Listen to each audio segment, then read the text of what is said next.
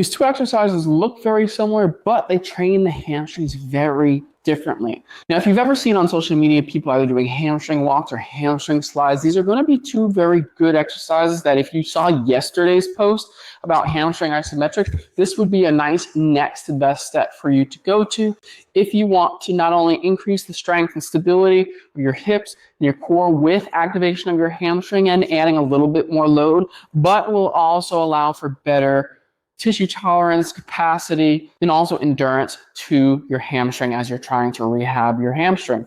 So if you're trying to do more of that hamstring walk, which we're going to do in a second, is going to be more for control, a little bit more of just adding increased tension to that hamstring without any kind of undue stress being applied in a larger range. But on the contrary, if you're ready to tolerate a little bit more effort, a little bit more activation, especially continuous activation with more eccentric elongation control of that hamstring, then we're going to go towards that heel slide instead. So how that should look is if we're going to do that hamstring walk, we're going to lay onto our back. And after we get onto our back, we want to keep our legs bent up first. And what we're going to do from here is we're going to bridge up. And the importance of this part of the exercise, we want to make sure that this hip stays nice and level. We want to make sure that we're not dropping from one side to the other with rotation. Then we're going to need a little bit more hamstring control and also glute control along with core activation to work all together to be in sync. So from here, what we're going to do is we're just going to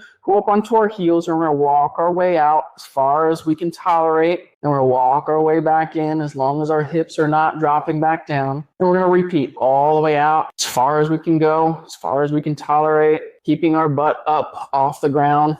And we're going to repeat that over a good number of repetitions before we take a break and do a few more sets. Now, the difference between that and the hamstring slide, we may need socks on a hardwood floor. We may need some furniture sliders. Whatever you have at home is what's going to.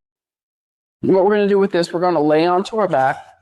We're going to bridge up like we did again with the previous exercise. We're going to slide out with those sliders. We're going to slide back in, try not to let our butt drop. We're going to slide all the way back out again and slide back in. Again, trying not to let your butt drop. We're trying not to let our back arch. As we go through this as well, we want to make sure we keep a nice neutral pelvis as we go throughout this exercise. And we want to make sure we go out as far as we can tolerate. If we start noticing any discomfort or pain, we'll stop there and we can slide back in.